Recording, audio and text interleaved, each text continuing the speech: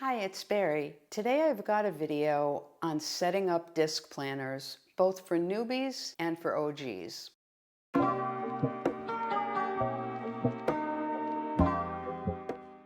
So I started disc planning in 2006, and so I've got a lot of years into this and have tried lots and lots of different things. And I always come back to what works. For me, that's a lot of half letter. Most of what I'm going to show you today will be in half letter, but this will work for any size, whether it's HP Classic, half letter, mini HP, or CP Petite. If we're talking about disc planners, I thought it would be best to start off with the discs. The discs come in a lot of different sizes from 0.5 all the way up to 3 inches.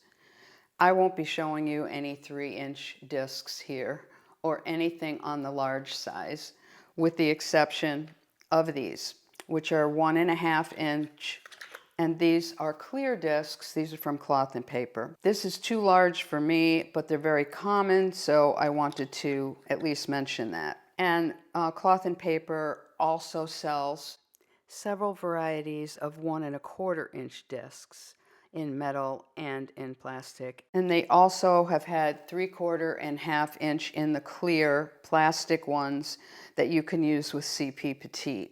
What you're going to see most with my planners, if you're someone who subscribes to the channel, is 3/4 inch discs, and 95% of the time you're going to see them in this silver. Right now, that's my jam. And these are Levenger discs. The reason that I like the 3/4 is because it keeps my notebooks and planners slim. And this one here is just a standalone. I don't put this one into a leather case. But if I go to this one, which is one of my Louis Vuitton planners, I also have the silver discs in 3/4 inch that slides in. And in terms of plastic discs, I did show you the clear ones. And very common and very inexpensive. You can get black if that's something that you're interested in. Let me show you the possibilities that I have for the 3/4 inch discs. And these are the Levenger. They are my favorite because I have never had one break or have anything go wrong with it, and I feel they turn the best and they look so shiny. So I have silver and I have gold. They also come in rose gold. This one is in a very pale green, metallic, of course, and those discs are aluminum. I also have some limited edition, no longer available, that are some really pretty colors. I have blue and I also have purple, and they come in oxblood, all different colors. Here's what those discs look like if you get a 1 inch.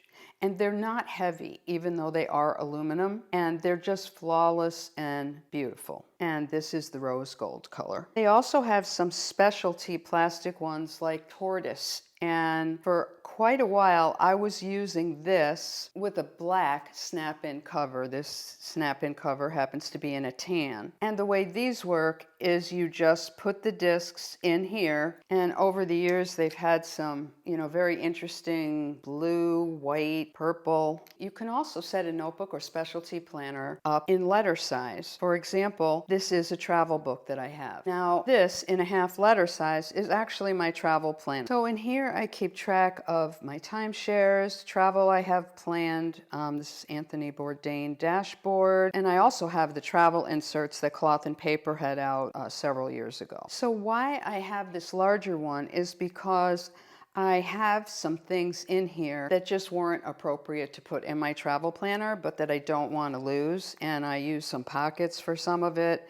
And this might be like a map that I printed out for some place that I was going, some information, timeshare map. And I don't use this very often, but it's a reference area. And Cloth and Paper did used to sell the letter size a long while ago. So that's where I had gotten the Anthony Bourdain dashboard for that one also. And in terms of travel, I also have a CP Petite. And this would be the one that I would take with me on the trip. What I have is a CP Petite, and I have the 0.5 5 discs in this one, the clear. No, there are not dividers for CP Petite yet. They will be coming, I'm sure. I just simply took a set of mini HP dividers and trimmed them. And I have a video about this and how I set up this, and I will link that up here. If I'm going to set up a new planner or a new specialty planner or a new notebook, what I would do is first I take covers. And the two covers that I use are the crystal clear, which is what this is here, and then I also use the glass plastic. I would then take a set of discs and hook that,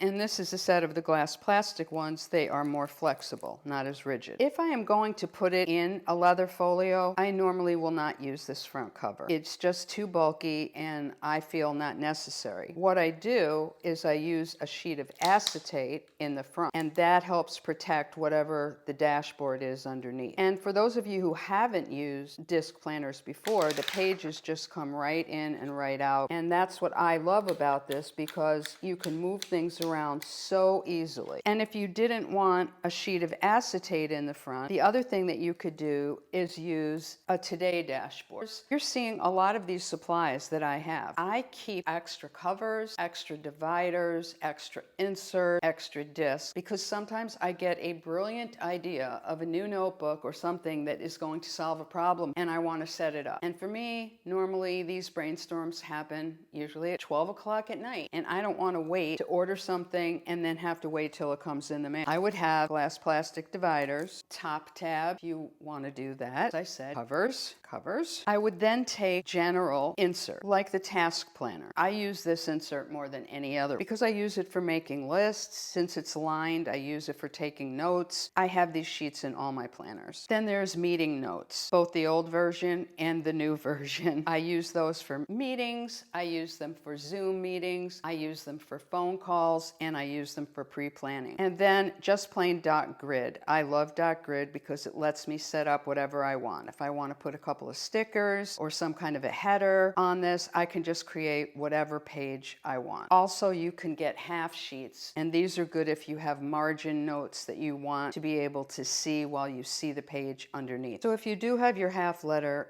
in a folio, you have the advantage of the pocket. And the pockets can be like I have here, decorative things I like to look at when I open it up. I have my magnets, I have my clip, more things in the back. You'll notice here I have a sheet of acetate in the back because I have a two-sided dashboard because I love this side of it. I love what it says on this side, believe in yourself. And then I love seeing that when I flip. And so all you're going to do is use a back cover to slide in. And depending on what you have, if you're using a folio, you may need to trim.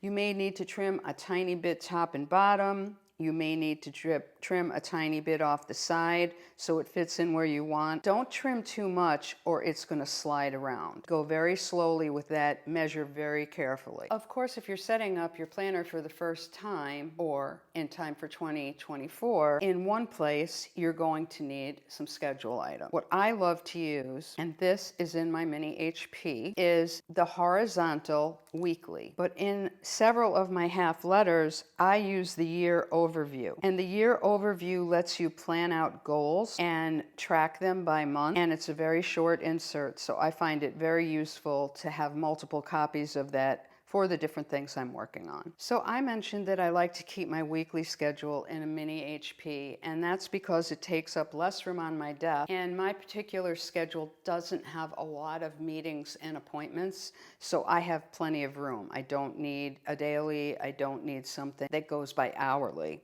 And so that works well for me. I can have it open. I have some to-do items in there. The other things that I keep in this planner are my master to-do list, things that I'm not necessarily doing this week. I might not even do them for 3 months, but I want to keep them on a master list so I don't forget about them. I have an area for notes. And then I'm so excited for next year that with the 2024 weekly horizontal inserts, you can pull out the months separately, and I use monthly to keep track of my social media. I write numbers in there, and that's in another section in here. One of the reasons that I love half letter is that you can print things off of your computer and stick them right in the half letter. Because half letter is just simply half of a letter sheet of paper. So you can use your printer to print half letter size, or if you need a full sheet, you can just fold it, punch, and then put it in this way. When I do this, I usually like to trim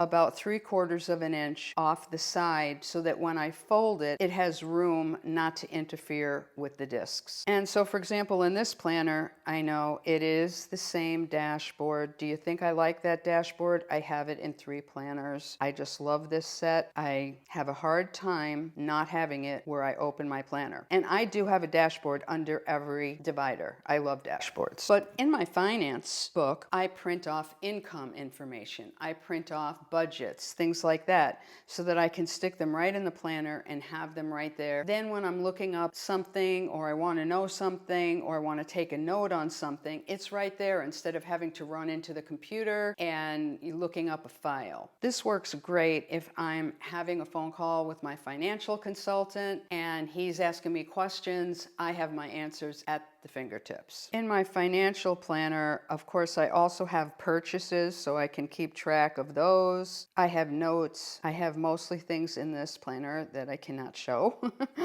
But you understand. I hope that gave you some basics on using discs and disc planners.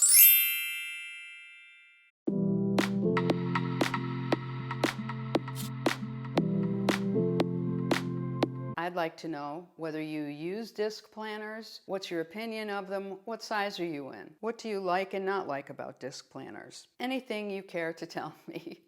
All you have to do to enter is like the video, be sure you're subscribed to my channel, and be sure you're subscribed to my email list. As always, there's a link to the email list in the description below. Just make sure you confirm when you get the return email back. Thanks for tuning in. See you next time around.